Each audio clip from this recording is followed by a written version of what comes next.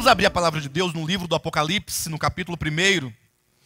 Quero ler aqui com os irmãos, a partir do versículo 9 até o final deste capítulo. Capítulo 1 de Apocalipse, versículos 9 ao 20. Leamos então em nome de Jesus. Eu, João, irmão vosso e companheiro na tribulação, no reino e na perseverança em Jesus, achei-me na ilha chamada Patmos, por causa da palavra de Deus e do testemunho de Jesus. Achei-me em espírito no dia do Senhor e ouvi por detrás de mim grande voz como de trombeta, dizendo: o que vês escreve em livro e manda às 7 igrejas: Éfeso, Esmirna, Pérgamo, Tiatira, Sardes, Filadélfia e Laodiceia. Voltei-me para ver quem falava comigo, e voltado vi 7 candelabros de ouro, e no meio dos candelabros um semelhante a filho de homem, com vestes talares e cingido à altura do peito com uma cinta de ouro. A sua cabeça e cabelos eram brancos como a alva lã, como neve, os olhos como chama de fogo, os pés semelhantes ao bronze polido, como que refinado numa fornalha, a voz como voz de muitas águas. Tinha na mão direita 7 estrelas, e da boca saía-lhe uma espada afiada, ou uma afiada espada de 2 gumes. O seu rosto brilhava como o sol na sua força. Quando o vi, caí a seus pés como morto. Porém, ele pôs sobre mim a mão direita, dizendo: não temas, eu sou o primeiro e o último, e aquele que vive. Estive morto, mas eis que estou vivo pelos séculos dos séculos, e tenho as chaves da morte e do inferno. Escreve, pois, as coisas que viste, e as que são, e as que hão de acontecer depois destas. Quanto ao mistério das 7 estrelas que viste na minha mão direita, e aos 7 candelabros de ouro, as 7 estrelas são os anjos das 7 igrejas, e os 7 candelabros de ouro são as 7 igrejas. Amém? Amados, esta porção que agora acabamos de ler compreende o assunto que nós vamos discorrer esta noite com uma primeira ministração. Como os irmãos podem ver, o tema, da primeira mensagem: os 7 candelabros de ouro, o Cristo de Deus em glória, dignidade, poder e autoridade. Amados, faz-se necessário, ao adentrar o estudo do livro do Apocalipse, nós termos algumas considerações que são extremamente importantes. Seriam como que chaves hermenêuticas, ou que seja, chaves hermenêuticas que nos ajudam a olhar o livro do Apocalipse de uma maneira um tanto diferente, como se olha convencionalmente. É importante nós sabermos que nós estamos distantes do tempo em que foi escrito este livro, aproximadamente 2000 anos, e portanto situar-nos dentro do contexto no qual ele foi escrito. Ou seja, se nós voltar o coração, voltar o entendimento para o momento em que João, na ilha de Patmos, ali recebeu estas revelações, se faz necessário para que nós possamos ver da perspectiva correta, tocar no conteúdo, tocar na razão porque esse livro nos foi dado. Eu quero abordar aqui alguns pontos enquanto considerações gerais e iniciais que são importantes. Amém? Vejam, qual é a importância do livro do Apocalipse, sobretudo nos nossos dias? Eu sei que este é um livro que poucas pessoas consideram. A maioria dos cristãos sequer leem o livro do Apocalipse. Não há um interesse geral, ou que seja pelo menos de uma grande maioria dos líderes religiosos, de ministrar este livro tal como ele é. Isso porque este livro, enquanto um livro de caráter escatológico, ele é extremamente importante para tratar, ou que seja como se fosse uma arma muito poderosa contra o deísmo. E alguém pergunta: pastor, o que é o deísmo?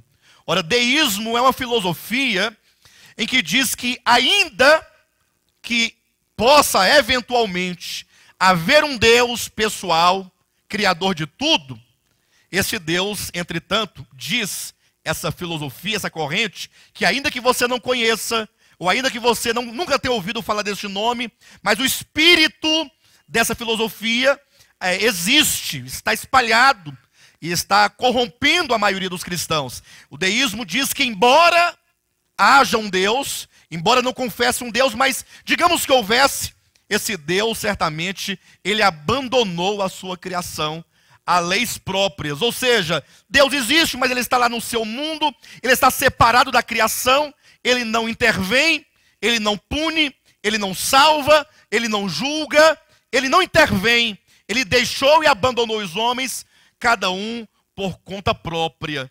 Essa filosofia certamente é contrária a tudo o que a Bíblia Sagrada nos diz.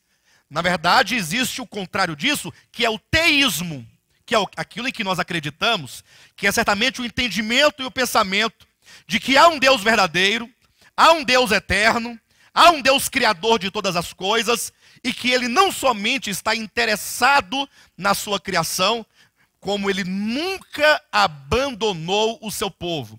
Ou melhor, ele nunca abandonou a sua criação. Ele esteve presente em todos os momentos, antes da queda, durante a queda, depois da queda, ele esteve ali intensamente próximo do homem, trabalhando, até porque ele próprio entrou na história, ele se fez criatura, ele se fez homem, ele participa, né, desse processo, de maneira que no Apocalipse nós vemos então Deus sendo glorificado.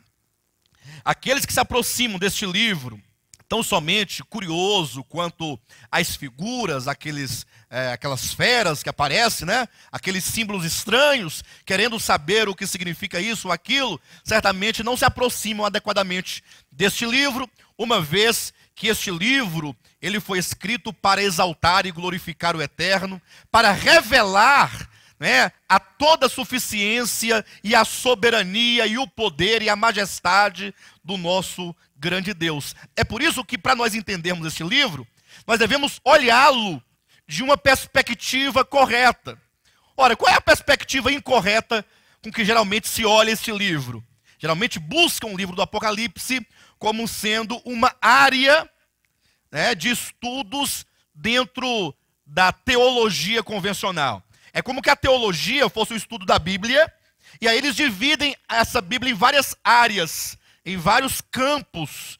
Assim tem a cristologia, né, que estuda a respeito de Cristo, a doutrina do Espírito Santo, a doutrina da salvação, a doutrina disso e daquilo. Aí olham para o Apocalipse como sendo também uma área de escatologia, um estudo das coisas finais. E é assim que muitas pessoas se perdem por olhar o Apocalipse como se fosse apenas algo que se esgota em si mesmo. Então temos que corrigir essa visão equivocada e olhá-lo da perspectiva correta.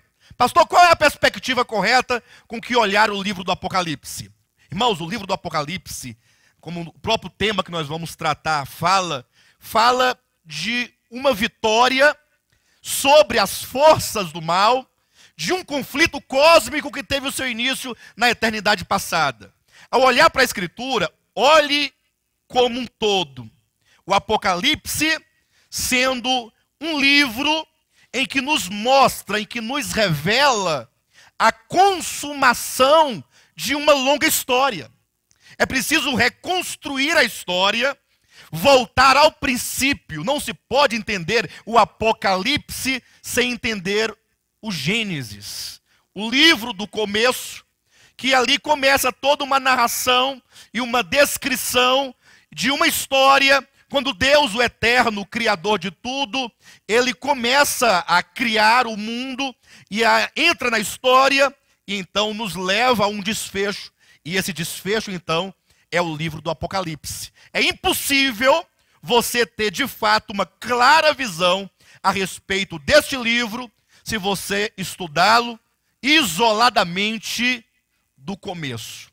Tem que reconstruir, tem que fazer um link, né, deste final com o começo. Aí nós vamos retornar na história, voltar na história, fazer uma retrospectiva e de lá nós vamos começar a caminhar em direção ao Apocalipse, e é somente assim que nós poderemos entendê-lo como sendo o livro que trata da consumação de uma história que teve início na eternidade passada, quando Deus no início criou todas as coisas. É por isso que o nosso objetivo nessa conferência é exatamente resgatar. Resgatar o quê? O conteúdo, resgatar a mensagem do livro do Apocalipse, já perdida há muito tempo. E ainda que o termo Apocalipse signifique revelar, como que se lê literalmente revelação, mas nunca se teve um livro tão oculto e tão fechado e tão selado para a maioria do povo de Deus como esse. Parece até na verdade é um paradoxo, né? O livro que é a revelação está selado, está fechado para a maioria dos cristãos, mas Deus vai nos abrir este livro, Ele vai nos revelar esse livro a todos que com um coração sincero dele se aproximarem em oração, dizendo: Senhor, eu quero compreender de fato este livro. Eu quero compreender, na verdade, qual é a mensagem que esse livro traz a cada um de nós. E é por isso que nós temos que reconstruir a história. E nós nessa noite queremos reconstruir 2 momentos da história em que o Apocalipse está intimamente ligado, para que, reconstruindo esses 2 momentos, nós estejamos claros então da sua mensagem. O primeiro momento que nós vamos reconstruir é o momento em que João recebeu estas revelações. É este momento. É o momento que fala dessa primeira visão aqui. Então, para entender esse momento da igreja, que ela vivia no final do 1º século, teremos que reconstruir um outro começo, que é o começo dos séculos, que é na eternidade passada, quando Deus criou todas as coisas, e ali começou uma história. Os irmãos entenderam esses 2 momentos que devem ser reconstruídos? O momento em que o livro foi escrito, o momento ali no final do 1º século, quando João recebe imediatamente a mensagem do Apocalipse, e para entender esse primeiro momento, devemos reconstruir um outro momento, que é o princípio de todas as coisas, que vai lá do início, que vai nos levar ao livro do Apocalipse, e assim nós vamos perceber como que o livro do Apocalipse é um livro, na verdade, de revelação, de consolação, de esperança e de garantia. Imagine que nesse primeiro texto que lemos aqui no capítulo 1, nós temos, na verdade, o primeiro arrebatamento de João. Talvez alguém tenha achado estranho, pastor, mas por que uma visão quadridimensional? Por que 4 dimensões? Se o livro do Apocalipse tem dezenas de visões. É porque, se você bem observar, no modo como essas visões aqui foram dadas a João, por 4 vezes, em 4 ocasiões bem claramente definidas, João é arrebatado em espírito. Nós temos aqui no capítulo 1, no versículo 10, diz: achei-me em espírito no dia do Senhor e ouvi por detrás de mim uma voz que dizia. É a primeira vez, é o primeiro arrebatamento. Nós vamos verificar um segundo arrebatamento no capítulo 4 e depois um terceiro arrebatamento lá no capítulo 17 e um quarto e último arrebatamento no capítulo 21 e 22 do livro do Apocalipse. Então são 4 grandes arrebatamentos que João tem. E para cada um desses arrebatamentos, ele tem um conjunto de visões, que é um conjunto de mensagens espirituais que revelam algo a respeito de Deus, algo a respeito da sua igreja, revela algo a respeito dos homens maus e perversos, algo a respeito da economia escatológica de Deus, do modo como Deus vai, na verdade, consumar a história. Nós falávamos aqui no início a respeito do deísmo, que é a filosofia que diz que ainda que haja um Deus, ele está separado e divorciado da sua criação, o que certamente é um erro.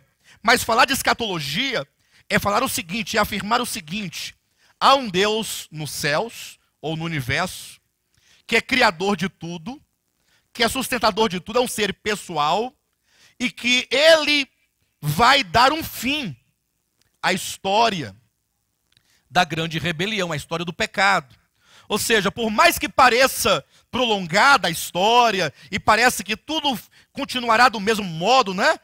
Deus, ele vai intervir sim na história do universo, E essa intervenção final de Deus para encerrar uma era de pecado, uma era de culpa, uma era de corrupção, de miséria, e entrar então um novo momento com novos céus e nova terra. Então essa intervenção é o que a Bíblia chama de Apocalipse, né? No termo geral, é a escatologia de que nós vamos tratar. Queridos, quando no início João obteve essa visão, e aqui nós temos a primeira visão, eu quero convidá-los a olharem para essa visão comigo.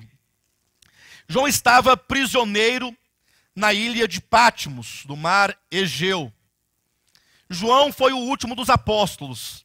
Pense comigo agora e considere que já viviam aqui os apóstolos ou a igreja primitiva por volta do ano 95 da era cristã. Interessante é que nesse tempo, todos os apóstolos já haviam morrido, Restava tão somente João. Já havia morrido Pedro, Tiago, todos os demais, Paulo também já havia morrido, restava tão somente o apóstolo João. E esse tempo era um tempo de muitas perseguições, sob o domínio do imperador romano Domiciano. A igreja estava sofrendo muitos martírios, muitas pessoas sendo mortas, irmãos sendo mortos, irmãs, pessoas perdendo seus filhos, perdendo seus entes queridos. A igreja passava por um período profundo de muita assolação por parte do Império Romano. De maneira que João, depois de ter sido lançado, conforme diz a tradição, a história, dentro de um tacho de azeite fervendo, e Deus o livrou, de modo que ocorreu ali um prodígio, um milagre. Então Domiciano decidiu lançá-lo, ou mandá-lo, prisioneiro, exilado, para uma ilha do mar Egeu. João muito velho, João certamente talvez tivesse aí quase que os seus 90 anos de idade, já idoso, pensando na igreja, porque ele levava uma preocupação, porque afinal, ele, juntamente com os demais apóstolos que já haviam morrido, foi que haviam pregado, ensinado a igreja, o povo, despertado a esperança a respeito de Cristo. Estava lá João na ilha de Patmos, quando de repente ele estava em oração, estava em espírito, ele ouviu uma voz por detrás de si que dizia: João, o que vês escreve num livro. Ele olhou para ver quem falava com ele, e ele teve uma visão. E esse foi o primeiro arrebatamento, e essa é a primeira visão de João. E o que ele vê? Ora, ele vê 7 candelabros de ouro. Eu creio que todos aqui devem saber o que é um candelabro, né? É aquele pedestal com 7 hastes que sustenta, nós pensamos aqui em velas, né? Mas no tempo primitivo, tempo antigo, ali era mesmo um azeite, como se fossem 7 lâmpadas de fogo mesmo para iluminar. Entende?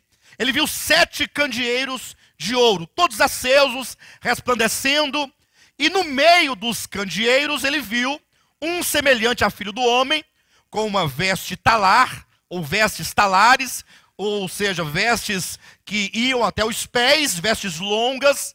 Ele observou que a aparência deste homem, desse ser, que é identificado como aquele que esteve morto e tornou a viver, era de majestade, era de glória. Seu rosto resplandecia como o sol, seus olhos como chamas de fogo, saía da sua boca uma espada afiada, e seus pés brilhavam e reluziam como um latão reluzente, como que passado numa fornalha, de maneira que ele ficou ali extasiado com aquela revelação, com aquela visão, de modo que ele caiu aos seus pés, prostrado e com certo temor no seu coração.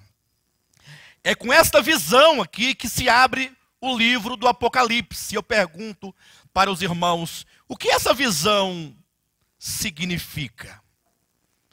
O que nessa visão, nessa primeira visão de João, que abre este livro, qual é a mensagem de Deus, como nós devemos entrar nessa visão, para que todo o restante do livro, de fato, se torne algo grandioso aos nossos olhos. Irmãos, é preciso reconstruir o contexto da história de todo o universo. Tudo começou na eternidade passada.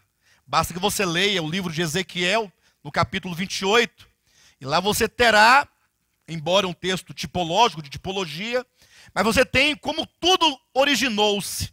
Deus criou o universo, ele criou anjos, criou seres angelicais, e então a Bíblia diz que havia um ser, que era um querubim, o querubim da guarda, que estava acima de todas as criaturas que Deus havia criado. É o que se chama Lúcifer, de acordo com a Bíblia na versão Vulgata.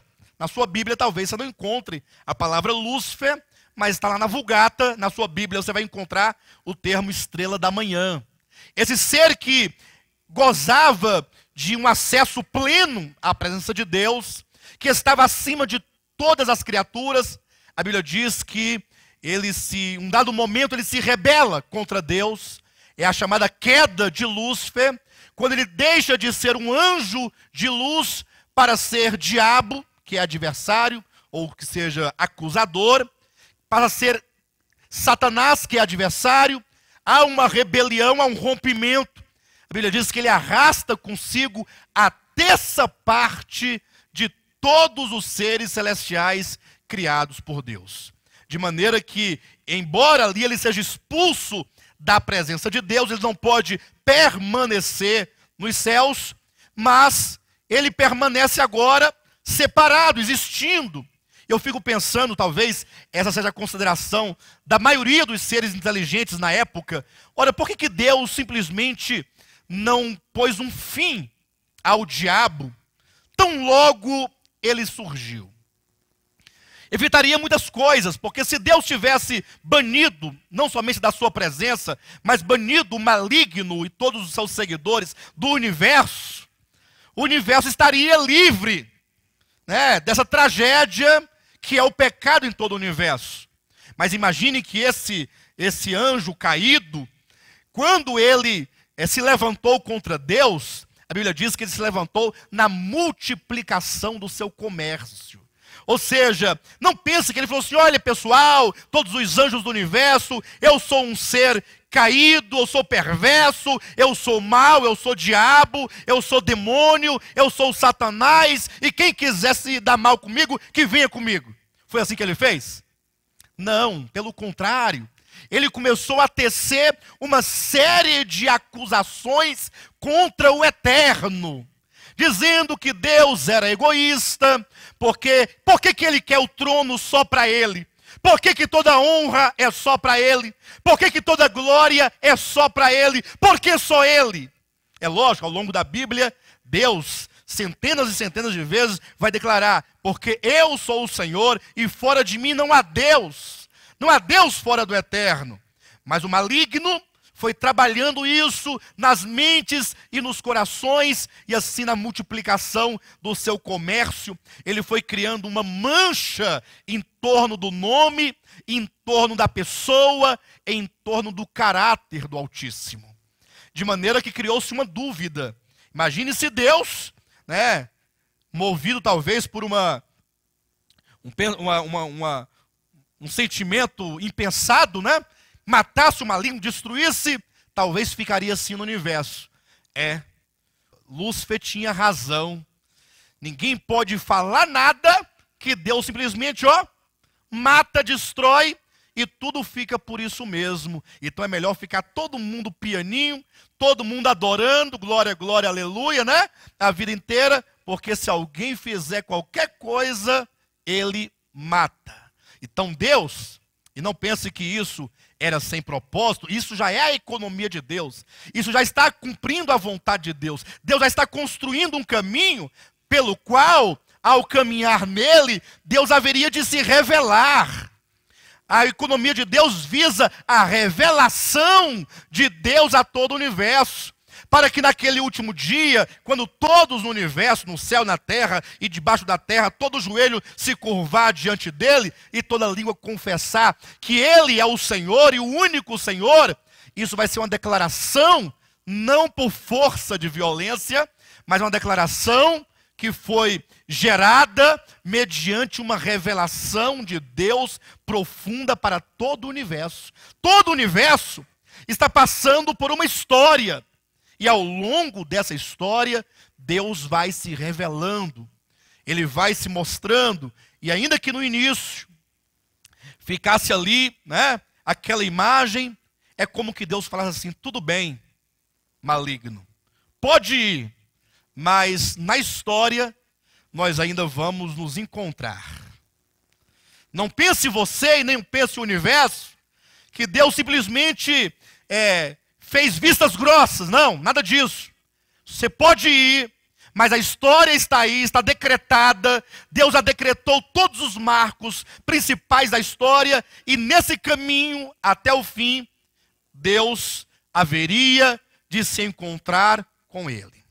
Nós sabemos que esse conflito entre o bem e o mal, entre a luz e as trevas, entre Deus e Satanás, que começou lá no princípio, ele foi transferido para a terra. Quando Deus ali criou no Éden, o homem, a mulher, o colocou ali, o que aconteceu? Lá estava também Satanás, oculto na serpente, Gênesis capítulo 3, que então enganou a mulher com a sua astúcia, e ao enganar, a mulher comeu do fruto que não deveria, deu ao seu marido, que por sua vez também comeu, e agora o homem criado ficou sendo escravo do maligno, escravo do pecado, escravo de todas as mazelas que o pecado operou em todo o universo. Os irmãos sabem da história. A partir daí, o maligno vai multiplicando sobre a terra a sua natureza.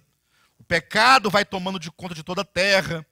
Gênesis capítulo 6, Deus tem que destruir aquela porção da terra, porque a maldade já havia enchido toda a terra. Capítulo 10 e 11 de Gênesis, nós vemos como que os pós-diluvianos, a descendência de Noé salva no dilúvio, também se corrompe, e assim a terra vai se multiplicando em violência, se multiplicando em pecado, até então em que nós chegamos em um momento crucial da história. Nós estamos caminhando para a primeira visão de João, acompanhe. Paulo diz que na dispensação da plenitude do tempo, Deus enviou seu Filho. É o momento em que o próprio Deus, ele entra na história. Isso porque ele se faz criatura, ele se faz criação, e o verbo se fez carne e habitou entre nós. E para que ele veio? Aqui está o grande detalhe. Muitos falam: Jesus morreu na cruz, ele veio morrer na cruz para nos salvar porque nos ama. Ora, isso é verdade, mas isso é apenas uma pequena parte da verdade. Muito mais do que salvar o homem porque ele o ama, está na revelação do próprio Deus ao universo, está numa revelação de quem é o maligno. Isso tudo, toda essa revelação vai promover uma profunda adoração ao eterno. Até os incrédulos, os ímpios, os ateus, os demônios, os caídos, todos por fim vão adorar o eterno, porque todo joelho vai se dobrar diante dele. E vamos caminhar nessa direção. Vamos buscando e construindo a história para chegar no Apocalipse, para que o Apocalipse não seja um livro recortado e descontextualizado desse conflito. Ali Deus se faz carne e entra na história, porque havia um encontro marcado com aquele que caiu lá no início com Satanás. De modo que num dado momento, está em João capítulo 12, versículo 31, Jesus olha para os seus discípulos e fala aquelas palavras belíssimas, porém tão pouco compreendidas. Ele fala: olha, chegou o momento de ser expulso o príncipe deste mundo. E eu fico pensando, se eu estivesse lá, eu fico procurando: Senhor, então cadê as armas, né? Onde estão aí as foices, né? Onde estão os martelos, os machados, as facas, aí os canhões, para a gente poder batalhar. É um exército, porque para expulsar, para destronar o príncipe deste mundo, certamente haveria de ter uma grande força, ou não? Se nós fôssemos aqui elaborar um plano para destronar o príncipe deste mundo, imagine só quando os Estados Unidos foi lá destronar o Saddam Hussein. Vocês lembram da guerra? Como que ele foi guerreando, bombardeando, destruindo, matando, assolando, até por fim pegá-lo naquele buraco? Vocês lembram da história? Então imagine agora o príncipe deste mundo. Quanta força não deveria ser utilizada para destroná-lo? Mas aí é onde se encontra a sabedoria de Deus. Não é sem razão que Jesus Cristo, encarnado e crucificado, é chamado de a sabedoria de Deus. Quando ele diz que chegou o momento de ser expulso o príncipe deste mundo, ele dizia com respeito à sua morte na cruz do Calvário. Seria ali o primeiro encontro de Deus com aquele ser que caiu na história. Não é que eles não tivessem visto antes, é que este é o encontro em que começa-se ali a decidir os destinos. Atente bem para isso, porque amanhã, pela manhã, nós vamos falar da segunda visão, em que se tem um rolo na mão, selado com 7 selos. E lembre-se que para poder abrir este livro, desselar esse livro, romper os lacres desse livro, é dito que não há ninguém, nem no céu, nem na terra, nem debaixo da terra, capaz sequer de olhar para esse livro. É onde surge então o Cordeiro, o único que é digno. E por que o Cordeiro é o único que é digno? O Espírito Santo não é digno? O Pai não é digno? Eu diria, dentro da economia de Deus, não. Vejam, cuidado com as más interpretações. Não é que o Pai não seja digno, porque em si mesmo ele é digníssimo. Ele é Deus.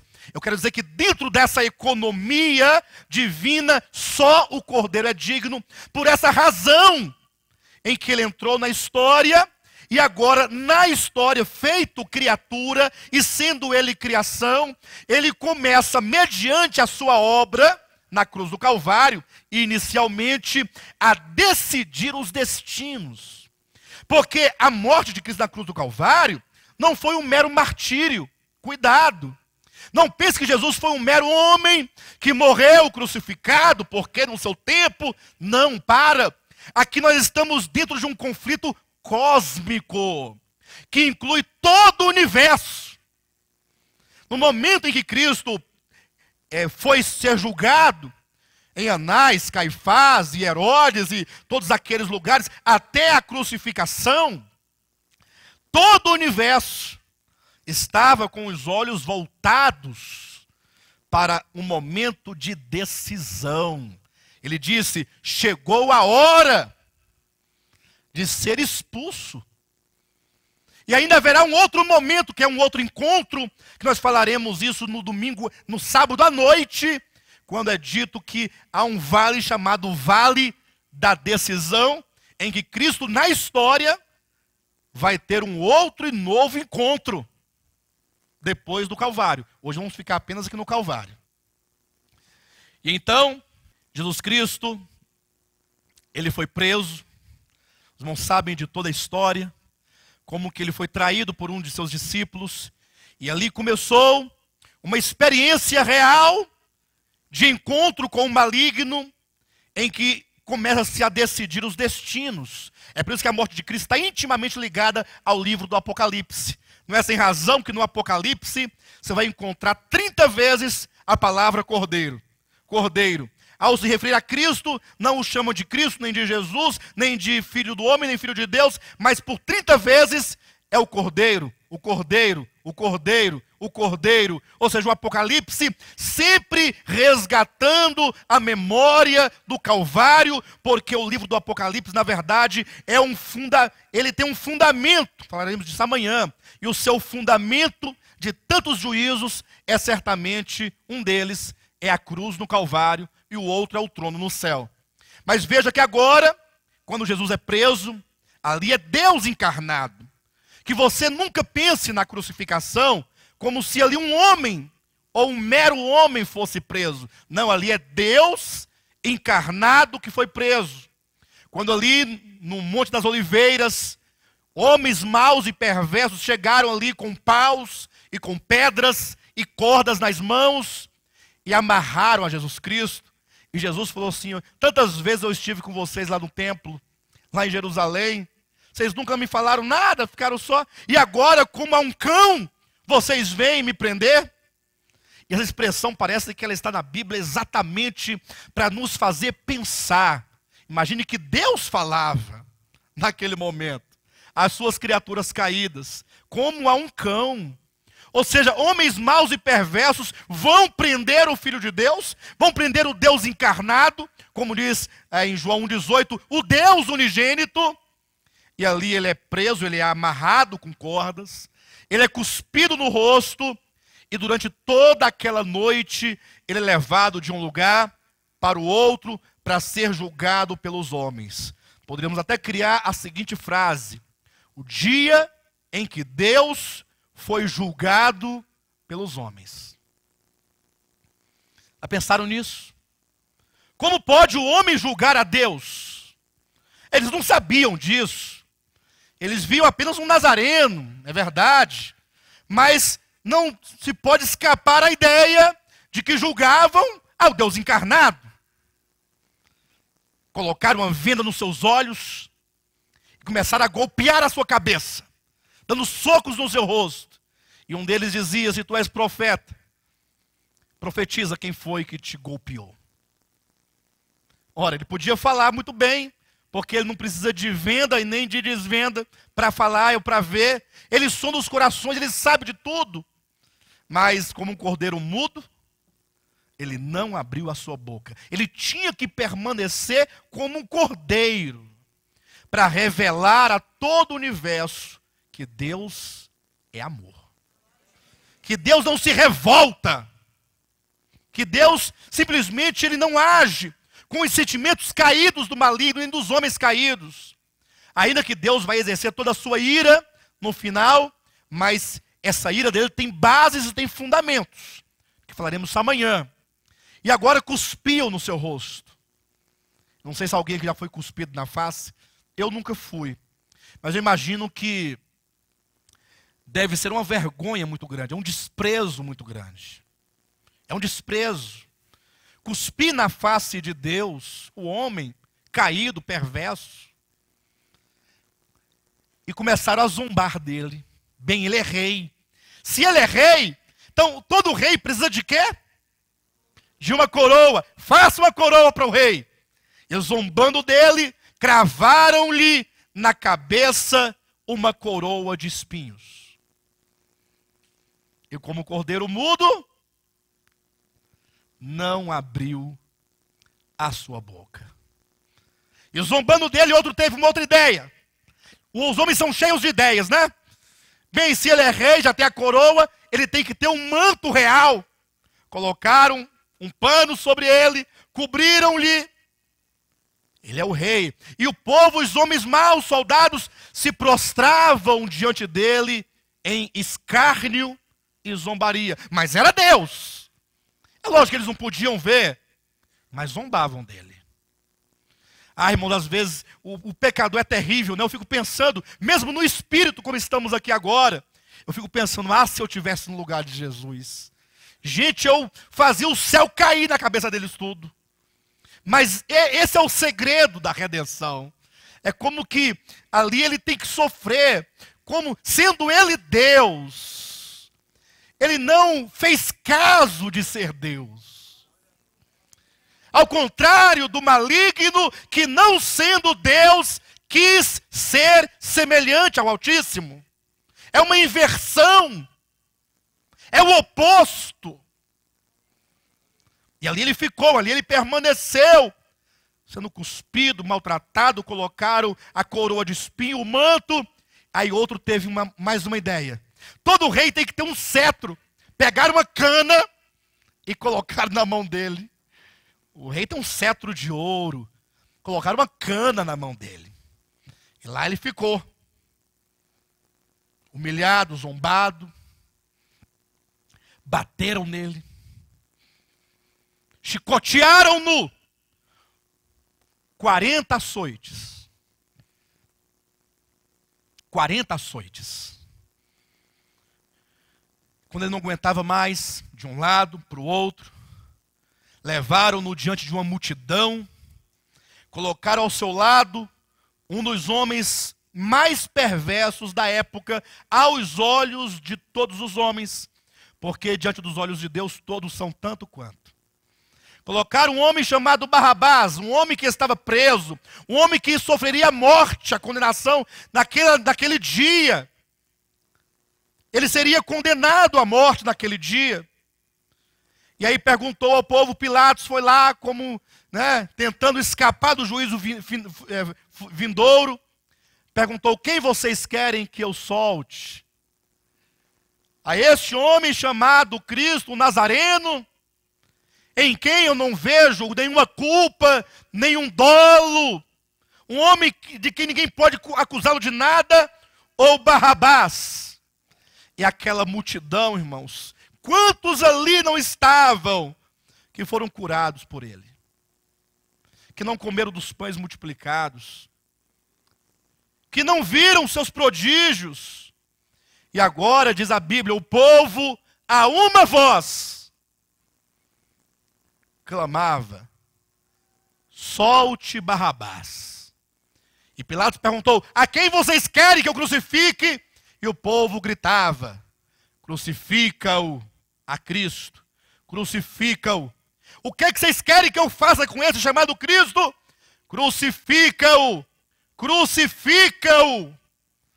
E nesse momento, o universo inteiro assistia a esta cena. Haja vista que o universo não caído, e mesmo os caídos, mesmo os anjos caídos, principados, eles viam aquilo ali, eles sabiam que aquele desprezado, aquele condenado, era Deus encarnado. E é por isso que ali se revelava. Ali se revelava, talvez não aos homens, porque os homens não podiam ver quem ele era, mas ao universo. Porque o universo viu o momento da encarnação, da concepção, do nascimento, do crescimento. Lembro que uma vez Jesus entrou numa sinagoga, e logo 2 endemoniados se prostraram diante dele, está em Marcos no capítulo 2, dizendo, o que vieste fazer aqui? Sabemos quem tu és, é o Filho de Deus, por que vieste nos atormentar fora do tempo? Ou seja, os demônios sabiam quem ele era. E agora, depois que o povo pediu, crucifica-o, colocaram-lhe nas costas a cruz que deveria ser de Barrabás, muito desproporcional àquele que havia de levar, que Barrabás era um homem forte, grande. Aí colocaram aquela cruz de Barrabás em Cristo, e aquele Barrabás, não pensa que, Barrabás não, era eu e você. Barrabás era tão somente alguém ali, que o Evangelho coloca para representar aquele que de fato deveria morrer, que era você, que era eu. E aquela cruz, portanto, simbolicamente era nossa. É colocada sobre o Cristo de Deus, que a carrega, e é levada até o monte chamado Caveira, Calvário, Gólgota. E ali cravaram-lhe as mãos, com pregos, cravaram-lhe os pés. E não fique medindo o sofrimento, não. Quanto dói. Muitos morreram na cruz, queridos. Muitos morreram crucificados. Não é? A questão não é a morte de cruz. A questão é o que isso representa, sabendo que aquele que ali está é Deus. O peso está em você considerar que aquele que estava na destra do Pai, cheio de glória, de honra, de louvor, de adoração, ele não julga, né? O fato de ele ser Deus, ele abre mão, ele se esvazia da sua glória, e então ele vem à terra, ele abre mão para entrar nessa história, movido por uma única razão e sentimento: obediência ao Pai. Mostrar ao universo o que é obedecer por amor, não por medo. Porque ele poderia se negar, falar, não, eu sou Deus, sou filho de Deus, eu sou Jesus Cristo, eu não vou. Mas não. E ali o universo vê aquela cena. Pregaram-lhe as mãos, os pés, cravaram então a cruz ali no chão, fincaram-na, e ali ele ficou exposto por 3 horas. Os irmãos sabem da cena toda. Depois de algumas cenas que aconteceram no Calvário, o filho olha, ergue a cabeça com muita dificuldade e diz ao pai as palavras memoráveis, né? Pai, está tudo consumado. A ti eu entrego o meu espírito. Inclinou a cabeça e morreu. Foi sepultado num túmulo novo. José de Arimateia e Nicodemos pediram que desse a eles o corpo de Jesus, que foi retirado da cruz, foi colocado no túmulo. Colocaram uma pedra, colocaram o selo ali do rei, lacrado.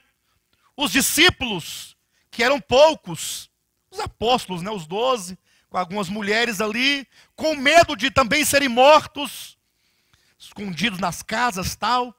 Um dia, uma noite, 2 dias, 2 noites, 3 dias, 3 noites. Diz a Bíblia em Mateus capítulo 28, que ao findar do sábado, capítulo 28 de Mateus, ao findar o sábado, vocês não sabem que o sábado dos judeus findam no pôr do sol, não? Esse negócio de meia-noite é coisa de ocidental, né? Ao findar o sábado, ou seja, quando o sol se pôs, ao surgir o primeiro dia da semana, então foi exatamente quando o sol se pôs, né? Ali no pôr do sol, quando o sol entrava, a noite chegava, quando Miguel desceu dos céus, por ordem do Pai, removeu a pedra, assentou-se sobre ela, olhando para a tumba, disse: filho, o teu pai te chama. E ressurge no primeiro dia da semana, o novo homem, Jesus em ressurreição, não mais naquele corpo débil, aquele corpo corruptível, no sentido de se degradar, mas agora um corpo de glória, de poder. Agora é o Cristo ressuscitado. Ainda que poucos o verão deste modo, Maria Madalena, algumas mulheres, depois Pedro, João, Tiago, eles vão ver aqueles primeiros apóstolos. Jesus, por 40 dias após a sua ressurreição, ele aparece aos apóstolos ali, falando a respeito do reino de Deus, conforme está em Atos capítulo 1, versículo 4. Os discípulos agora têm plena certeza de que ele está vivo, porque eles estiveram com Cristo ressurreto, eles comeram com Cristo ressurreto. Por vários momentos estiveram juntos ali com Jesus Cristo ressuscitado. Eles não tinham dúvida alguma disso. Tocaram nele. Tomé tocou nas feridas de Cristo. Não foi assim? Todos ali, né? Jesus falou assim: olha, vede que eu não sou nenhum fantasma, vede que fantasma não tem carne e osso, como vedes que eu tenho. Foi uma coisa maravilhosa. Pensa numa coisa bendita, aquele início de comunhão. 40 dias de comunhão com Jesus Cristo ressuscitado, comunhão íntima e particular. Não mais no meio das multidões, nas montanhas, não. Só ali, aqueles seletos apóstolos com algumas mulheres. Que coisa maravilhosa, né? Eu queria estar lá naquele tempo. Depois disso, o Senhor falou assim: olha, eu tenho que voltar para o Pai, mas é o seguinte, eu vou, mas eu vou voltar. É preciso que eu volte ao meu Pai, eu tenho que tomar posse do reino. A obra de redenção se encerrou, mas a obra de tomar posse do reino vai começar agora. E vocês vão, enquanto minha noiva, minha igreja, meu corpo, meu povo, vocês vão permanecer aqui na terra. E eu lá nos céus. Nós vamos trabalhar juntos. Eu de lá, vocês de cá. Saiam. Comecem em Jerusalém. Vá para Samaria, Judeia, até os confins do mundo. Vão em todos os lugares e digam a todos os homens que eu estou vivo. É a mensagem do Evangelho. Diga que ainda que eles olhem para o mundo caído e vejam tanta maldade, a morte, que veja ali as angústias, as doenças, as maldades, as perversidades. Não é assim que nós vemos o mundo? Quem é que assiste o Corta Pra Mim? Você assiste o Corta Pra Mim? Só tem coisa ruim. Tantas mazelas, diga para todos aqueles que crerem no meu nome que existe um fim. Eu vou voltar. Vocês estão pensando que eu venho uma vez, aí sou crucificado, sou humilhado e fica por isso mesmo? Não, calma. Eu penso que os anjos dos céus, aqueles que assistem lá diante de Deus, e mesmo os discípulos, Senhor, o Senhor já morreu, já foi humilhado, já ressuscitou, então agora resolve o problema. Não existe essa expectativa, não? Esse desejo no seu coração? Não, calma. Calma. Ide por todo o mundo, pregai o evangelho a toda criatura. E digam a eles, a todos os que crerem em mim, que eu vou voltar. Que a minha igreja tenha no coração a esperança. Tenha a expectativa. A marca da igreja é a esperança. Ele disse que voltaria, ele vai voltar.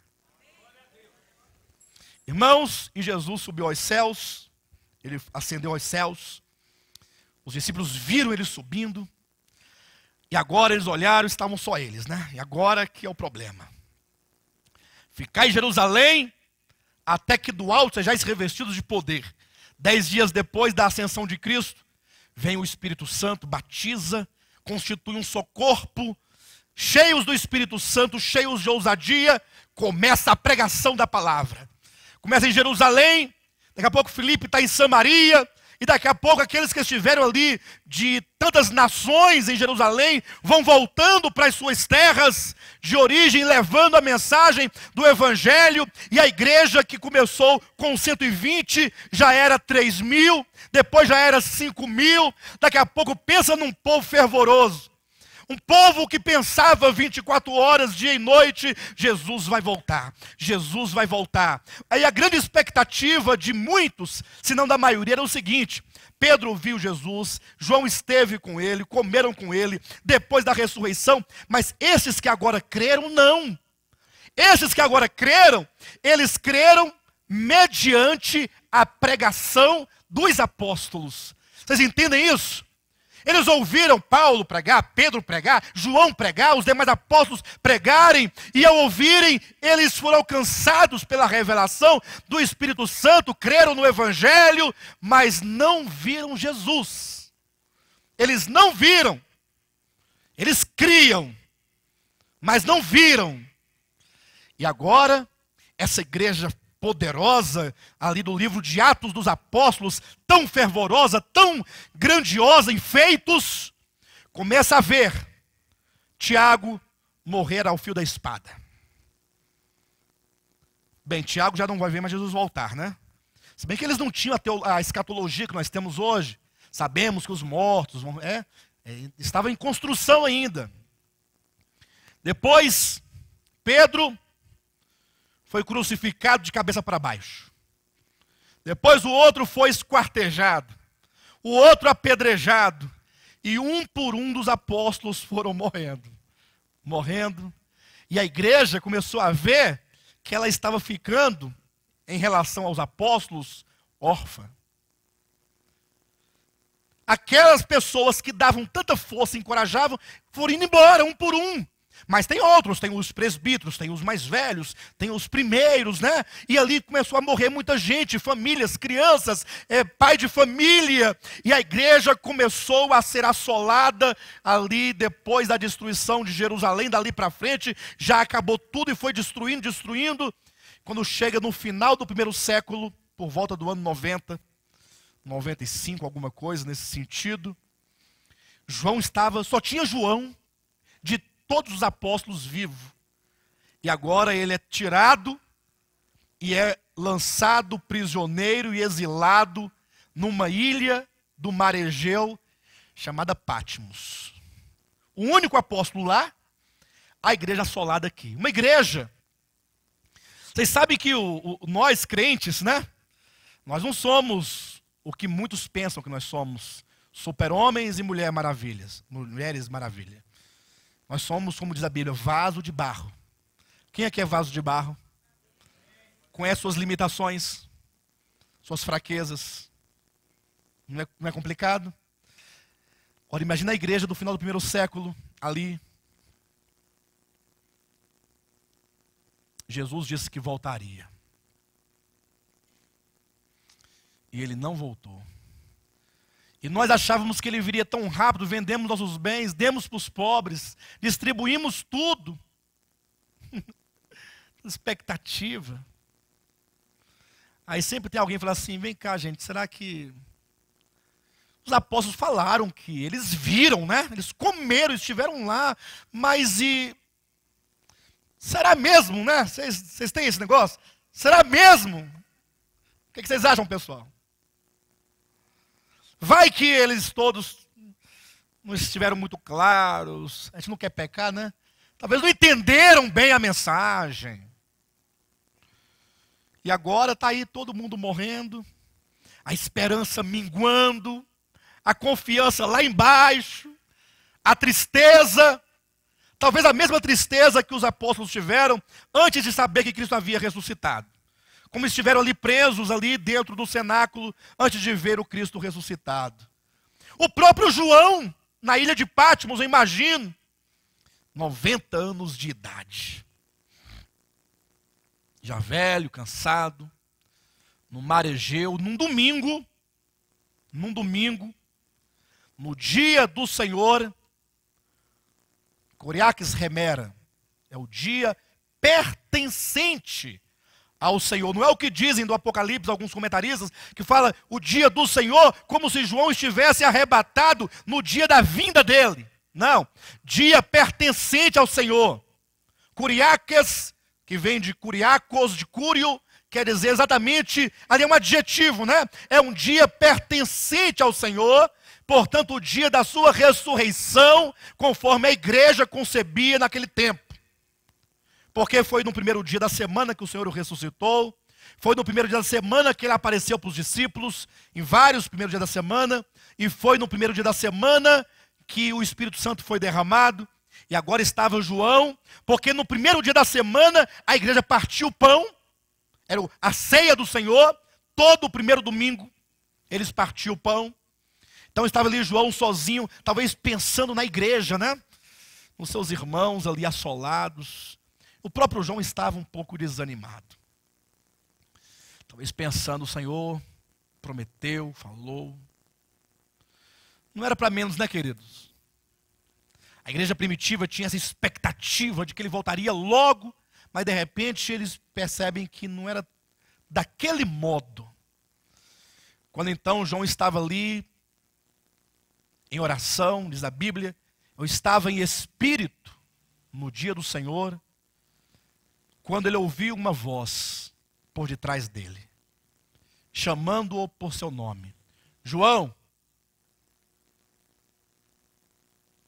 E João, ele ouve aquela voz. Eu creio que lá no seu interior, no seu profundo, ele estremeceu. Porque por muitas vezes ele ouvira aquela voz. Ele conhecia aquela voz. E aí ele disse, voltei-me para ver quem falava comigo. E esse é o ponto aqui da primeira visão. É assim que o Apocalipse começa. É esse sentimento de tristeza, de angústia, de decepção, de dúvidas. Basta que vocês leiam o livro de Hebreus para ter uma ideia de como estavam os cristãos daquele tempo. E ao voltar-se para ver, ele disse, eu vi. Então a primeira visão é para trazer uma impressão correta. E é para corrigir conceitos a respeito da igreja e a respeito de Cristo. Essa primeira visão é como que começa, olha, antes de nós entrarmos no Apocalipse, você tem que ter uma compreensão correta do que é a igreja de Jesus. Porque ao olhar para a igreja do primeiro século, podia-se ver ruínas. Irmãos cansados de caminhar, irmãos decepcionados, irmãos que perderam seus familiares, que perderam amigos, que perderam pastores, que perderam pessoas a quem eles amavam. Por martírio, muitos mártires haviam doado seus bens e estavam ali numa expectativa, mas Jesus não tinha voltado. Voltei-me para ver. Essa noite, o convite é: você precisa se voltar. Voltei-me quer dizer convertir-me. Há uma conversão no coração, uma conversão no olhar, para que você enxergue o quê? Enxergue o quê? 7 candelabros. Gente, vamos lá, pessoal. Voltei-me para ver 7 candelabros de ouro. Aleluia. Gente, quando João voltou para olhar, que ele pensou que ia ver pedra e mato e árvore, tudo, que ele estava numa ilha, o que ele viu? Ele viu. Vamos lá. O que ele viu? Um candelabro de ouro grande. Todo de ouro.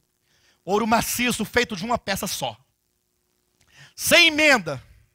Um castiçal de ouro. Com as suas tochas brilhando, resplandecendo, aquecendo. Outro candelabro. 3, 4, 5, 6, 7 candelabros de ouro. João ficou maravilhado. Que visão era essa que João estava ali, né, recebendo? E ele disse, e no meio, não era do lado, não era longe, não era, era no meio dos candelabros, entre os candelabros, ele viu um. Calma, não sei quem era ainda, diz que é semelhante a filho de homem. Mas sabia-se que não era homem, porque homem não tem olhos de fogo, não tem o rosto como o sol, tem? Mas ele viu que era como filho de homem, no meio. E esse ser que ali estava era majestoso, era maravilhoso, era grandioso, cheio de glória, cheio de dignidade, cheio de poder e cheio de autoridade.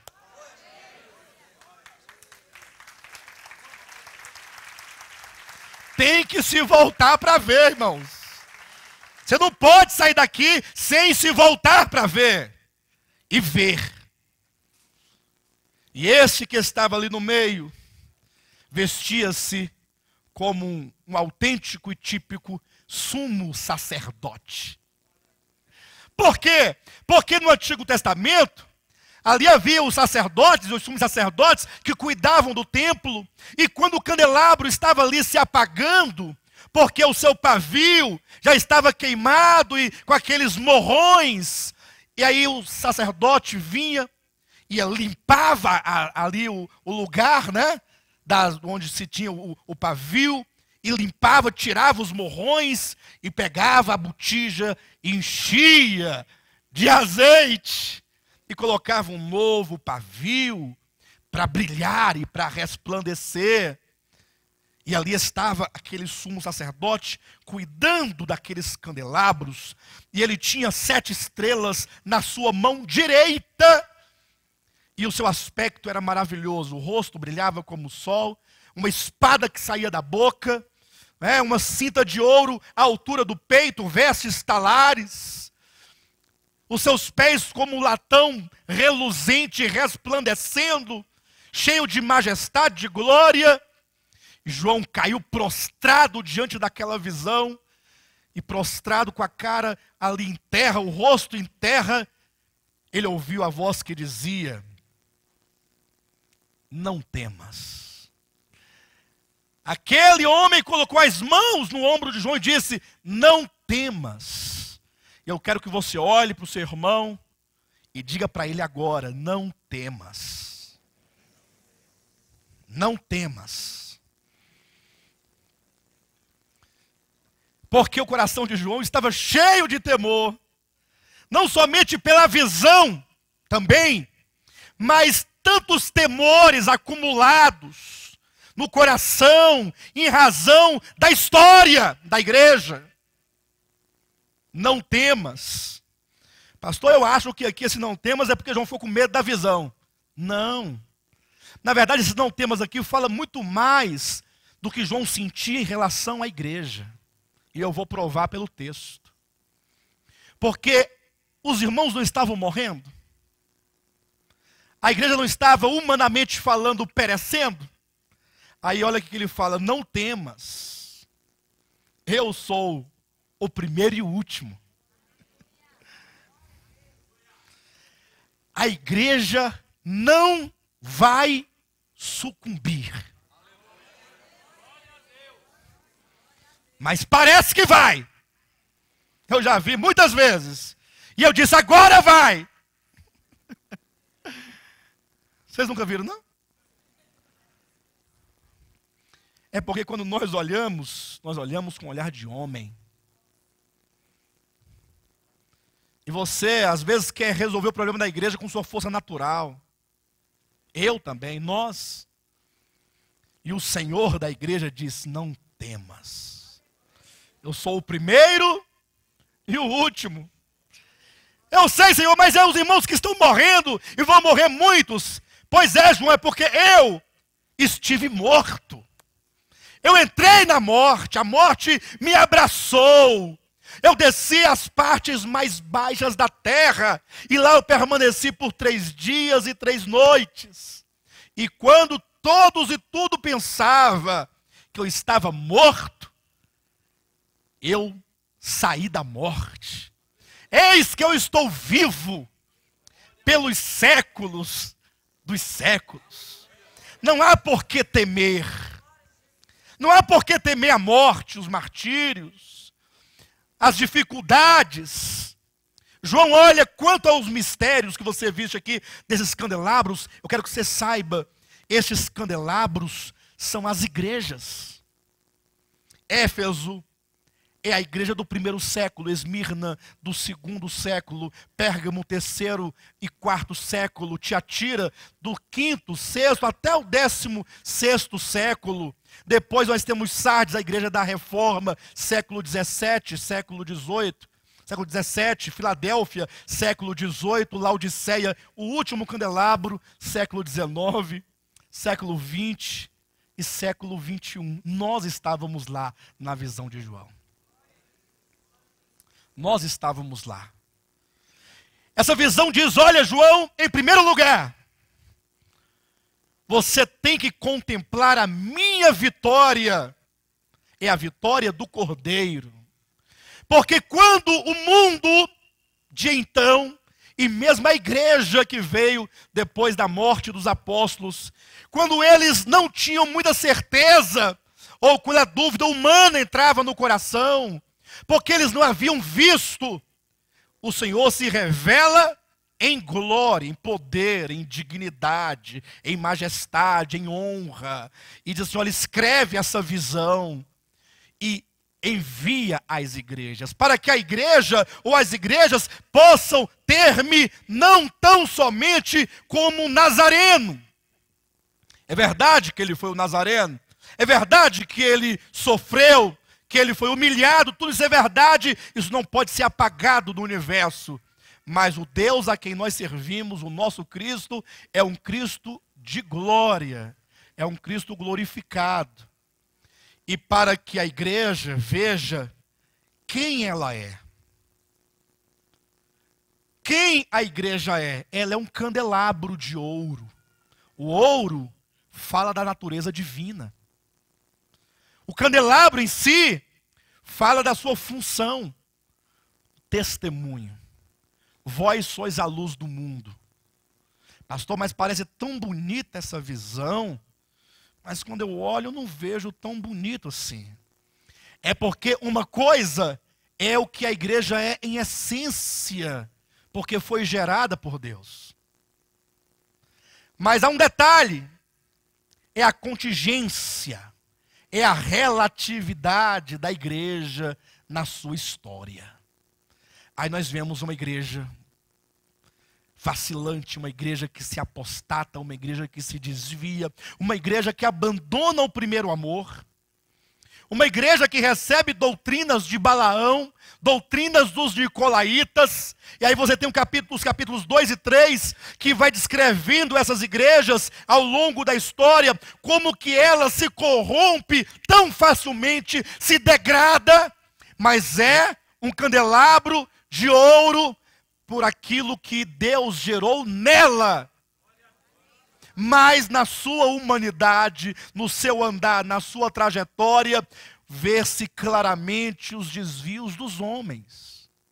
Não confunda os desvios dos homens, as fraquezas dos homens, as ambiguidades dos homens, a relativização do andar dos homens com a igreja enquanto candelabro. Você não pode jamais desprezar a igreja de Cristo. Ainda que você, ao ler a sua história, na escritura ou na experiência, você veja ali os desvios. Olha as 7 cartas. Olha as 7 cartas. Quantos desvios não temos aqui? Doutrina de Balaão, doutrina de Jezabel, doutrina dos nicolaítas, abandono do primeiro amor, casamento com o mundo, casamento com a política, e a chegar ao ponto de colocar em Cristo para fora, fecharem as portas e falar: nós aqui damos conta por nós mesmos, nós somos Laodiceia, nós somos suficientes, a ponto de ver a Cristo como um mordomo, que ganha ali 10% e é obrigado a nos servir do jeito que nós queremos. Já vi gente em restaurante olhar para o garçom e falar assim: eu estou te pagando 10%, vai logo. Mas é assim que acontece com os crentes. Dá 10% de dízimo, agora Deus vai, comer na taba. Mas vocês nunca ouviram, não? Coloca ele na parede, se revolta contra ele. Isso fala demais. E aí, então, Jesus fala a essa igreja. E ele fala a Éfeso. Ele fala: olha, eu tenho muitas coisas a favor de vocês, dignas de louvores. Entretanto, algumas coisas que têm que ser revistas. Ele fala a Éfeso, a Esmirna, a Pérgamo, Tiatira, Sardes, Filadélfia, Laodiceia. Somente 2 igrejas não recebem nenhuma reprovação, que é Esmirna e Filadélfia. Exatamente as 2 igrejas que representam a igreja do arrebatamento, sejam de vivos ou mortos. De todo modo, como o tema proposto é a vitória, não é assim? O Apocalipse revelado, uma visão quadridimensional, não é da vitória? O Apocalipse fala de quê? Da vitória. De que fala o Apocalipse, queridos? Da vitória. O Cristo, no capítulo 1, já é um Cristo em triunfo. Ou não? A primeira visão é um Cristo em triunfo. Triunfou sobre a morte, sobre os homens, sobre tudo de mal. Agora ele está totalmente glorificado. Pastor, mas a igreja não é a vitória do cordeiro e da esposa, a igreja não está. É por isso que no final de cada carta, e aqui está um ponto que eu quero transmitir à igreja. No final de cada carta é dito: quem tem ouvidos, ouça o que o Espírito diz. O Espírito está dizendo às igrejas, está dizendo a nós nessa noite. Quem tem ouvidos para ouvir? Quem essa noite tem ouvido a voz do Espírito Santo, que começa a abrir este livro para nós e começa a nos introduzir nessas visões que a cada uma delas vão abrindo como que janelas e dimensões dessa vitória. É um livro escrito para dizer: diga à igreja que a vitória é garantida, que ela não tema caminhar, mesmo com as suas ambiguidades, mesmo com as suas relativizações da vida, do falar, do viver, do praticar, do andar, porque nesse livro se anuncia previamente, antes de tudo, que o cordeiro e a esposa já venceram. Nós vamos caminhar. A cada visão vai ganhando-se dimensão. A vitória vai ganhando dimensão. Se hoje você viu isso aqui, amanhã de manhã você vai ver isso aqui, ó. Amanhã à noite, domingo de manhã estará totalmente aberto. Em nome de Jesus. E a igreja então vai ter um renovo. Mas não é um renovo daqueles que você vai no congresso e ali ora, e vai pra cá. Não, é um renovo de fé. É renovo para você caminhar na tribulação. Não é achar que vai sair daqui e Deus vai abençoar com casa, com tudo dinheiro. Não, é para você sofrer com a esperança, sabendo que o Apocalipse é um livro de consolação, é um livro de esperança, é um livro de promessa, é um livro de garantia. Ao cabo de cada carta, é dito: você tem ouvidos para ouvir? Então, você precisa se posicionar. E esse é o grande problema, se posicionar. O grande problema dessas cartas aqui, leiam depois em casa, nós não temos como abordá-las exaustivamente. Seria uma conferência só para elas. Mas entenda que há muitas coisas negativas e tudo o que há de negativo nessas cartas são muito atrativas para nós, para a nossa carne. A doutrina de Jezabel é uma coisa belíssima. Pastor de Jezabel, calma, amanhã à noite, ao falar sobre a terceira visão, que é Babilônia, você vai ver que brilho não tem essa mulher. As cores, as riquezas, os banquetes que ela oferece, nos faz muitas vezes não nos posicionar. A doutrina de Balaão está presente nos nossos dias. Leia a história de Balaão e você vai saber exatamente qual é a doutrina de Balaão, dos nicolaítas. Então, diante de tudo isso aqui, o Senhor diz: você precisa vencer as degradações da igreja. Você precisa ver, enxergar e entender a história, para que uma vez entendendo, você possa então falar: Senhor, eis-me aqui.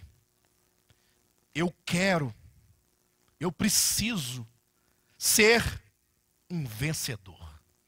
Quem tem ouvidos, ouça o que o Espírito diz às igrejas, ao vencedor. E aqui nós temos a vitória da noiva, a vitória do cordeiro e de sua esposa. E aqui nós temos de antemão esses vencedores compondo a vitória de toda a igreja, ainda que sejam como que testemunhas daquilo que será finalmente. Mas já aqui nós temos a vitória do cordeiro e de sua esposa.